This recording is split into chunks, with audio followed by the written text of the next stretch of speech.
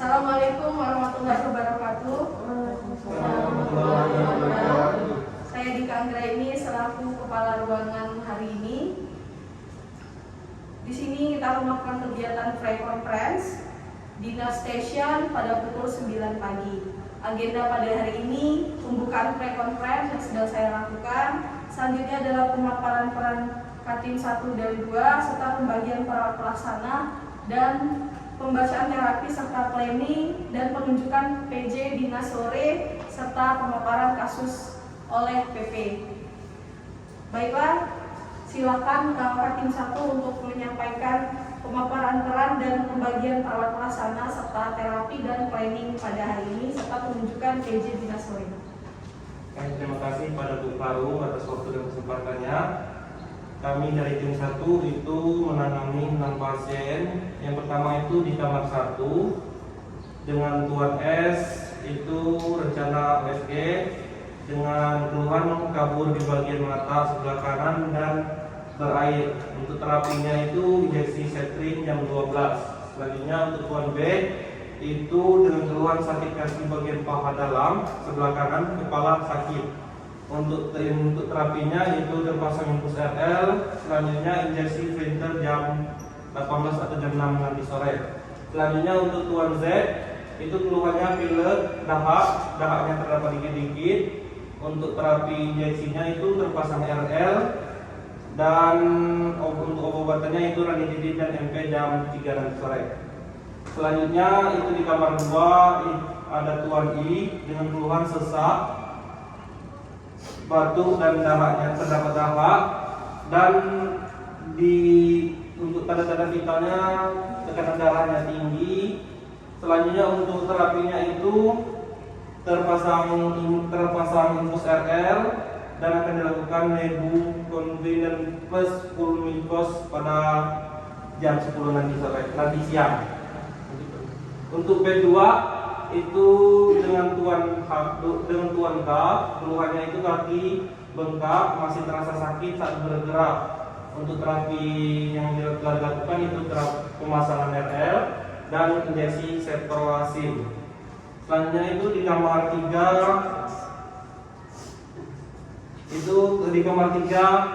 dengan Tuan R tidak ada keluhan, masih menunggu dokter visit untuk pulang. Untuk obat yang telah dimasukkan itu OMZ, Ondan Sendon. Selanjutnya untuk PJ sore itu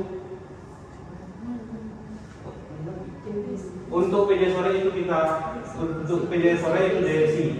Terima kasih, saya kembalikan kepada Ibu Karo. Untuk pembagian PJ dari Katim 1 Terima kasih Bu Karo, saya lupa. ya. Untuk pembagian tim ini penanggung jawab dari kamar 1 itu ada Tuan S, saya serahkan kepada Saudari Indri. Selanjutnya itu di kamar 2 itu ada Tuan I, saya serahkan kepada Saudari Irtiara. Terima kasih. Terima kasih PP.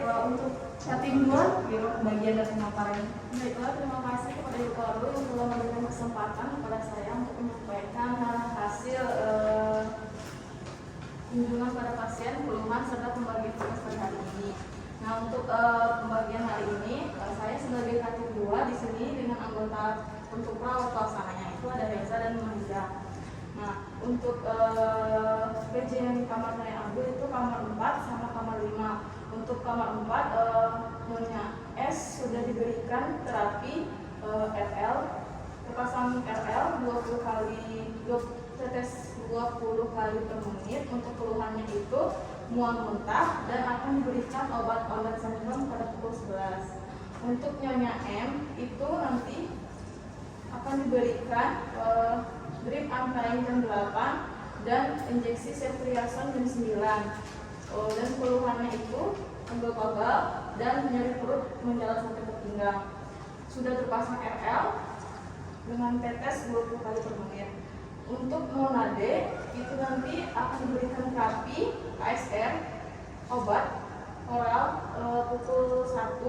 Kemudian untuk keluhannya, albuminnya itu dari hasil laboratoriumnya, albuminnya itu menurun. Kemudian dia mengeluh sakit pundak di bagian bahu.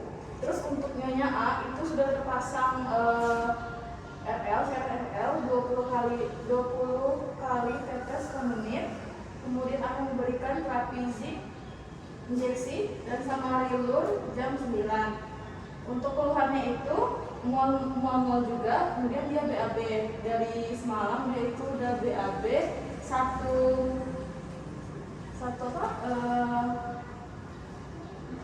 Pembas tuh yang dalam isi 10 itu sudah habis tadi. Nah, kemudian untuk nyonya E itu tadi infusnya terlepas, belum dipasang, sepertinya nanti siang akan dipasang kembali. Kemudian untuk keluhannya itu ada mual, kemudian kurang tidur, nafsu makan menurun sama pusing. Nah, untuk obat yang akan diminum itu nanti ada percuma di 10 pagi. Untuk kamar 5 itu ada 2 orang. Nyonya Y nanti akan diberikan terapi injeksi betadistin sama flunarizin jam 10 pagi ini. Kemudian untuk keluhannya itu perut sakit, mual, kemudian tidur di malam tadi kurang. Untuk nyonya T itu nanti akan diberikan terapi ceftriaxone jam 10 pagi, sudah terpasang RL 20 kali tes per menit. Kemudian untuk keluhannya itu hanya mual saja. Nah, mungkin hanya itu yang bisa saya sampaikan untuk pembagian tugas dari untuk PP-nya itu Maheza nanti di kamar 5 Nyonya Y, sedangkan untuk Herza nanti Nyonya A di kamar 4. Terima kasih Bu. Ya, baiklah, terima kasih Katin. Saya ulangi kembali, berarti pasien kita ada 13 keseluruhannya. Saya dari Karu hanya ingin mengingatkan untuk jangan lupa melakukan terapi komplementer yang sudah direncanakan oleh Katin, dan juga untuk yang belum dipasang infus silakan dipasang. Untuk selanjutnya kita lanjut ke perawat pelaksana untuk pemaparan kasus. Baik, terima kasih kepada Ibu Karu. Saya akan menjelaskan tentang kasus yang akan dijelaskan hari ini, yaitu tentang penyakit paru obstruktif kronis. Definisinya itu penyakit paru obstruktif kronis adalah merupakan penyakit paru yang ditandai dengan penyumbatan pada aliran udara dari paru-paru yang dapat mengganggu pernapasan normal. Etiologinya yaitu bisa menjadi dari penyakit asma, ada emfisema paru-paru atau bronkitis. Lalu ada faktor pencetusnya bisa dari alergi, infeksi saluran napas, olahraga yang berat, obat-obatan, dan polusi udara.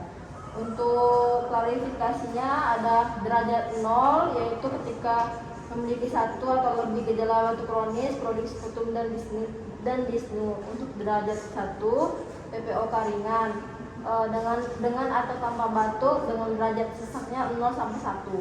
Untuk derajat 2 PPOK sedang dengan atau tanpa batuk derajat sesaknya 2.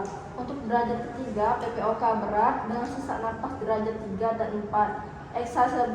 Eksaserbrasi lebih sering terjadi. Untuk derajat 4 pasien derajat 3 dengan gagal napas kronik disertai komplikasi cor pulmonale atau gagal jantung. Untuk manifestasi klinisnya biasanya ada pertama ada smoker cough ditandai sepanjang pagi yang dingin. Yang kedua ada sputum berwarna lengket atau berwarna kuning hijau kekuningan dia terjadi infeksi, lalu ada disnu. Untuk komplikasinya biasanya satu ada gagal nafas, yang kedua ada infeksi berulang, ketiga ada cor pulmonal. Untuk pemeriksaan penunjangnya biasanya dilakukan yaitu pemeriksaan laboratorium HB, HT, eosinofil, elektrolit. Lalu yang kedua ada pemeriksaan sputum, lalu yang ketiga ada pemeriksaan radiologi, toraks, foto. Untuk penata laksanaan keperawatannya yaitu kita mencapai bersihan jalan nafasnya, yang kedua untuk meningkatkan pola nafasnya, yang ketiga memantau dan menangani komplikasi. Penyakit paru obstruktif kronis ini biasanya akan ada muncul masalah keperawatan dengan bersihan jalan nafas, gangguan pertukaran gas, pola nafas tidak efektif, dan intoleransi aktivitas. Baiklah, terima kasih. Saya kembalikan kepada Ibu Karu. Baiklah, terima kasih PP Irtiara. Dari PP dan Katim, apakah ada pertanyaan untuk penyampaian kasus dari Irtiara? Tidak ada. Baiklah, saya hanya ingin menyampaikan PP silakan melaksanakan tugasnya untuk melakukan terapi komplementer, dan untuk Katim jangan lupa untuk supervisi dan melakukan bedside teaching kepada pasiennya nanti.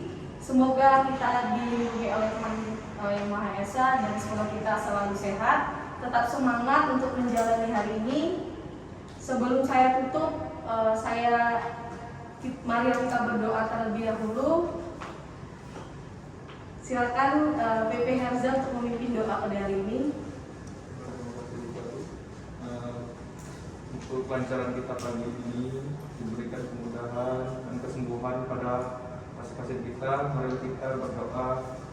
Saya masing-masing berdoa mulai.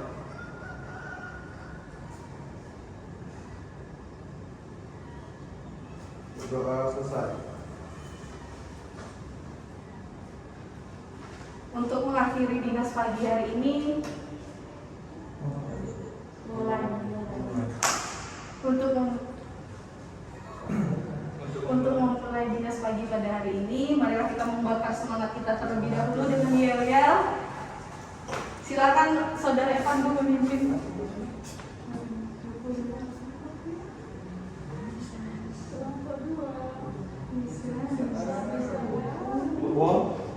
Nomor 2. Bisa.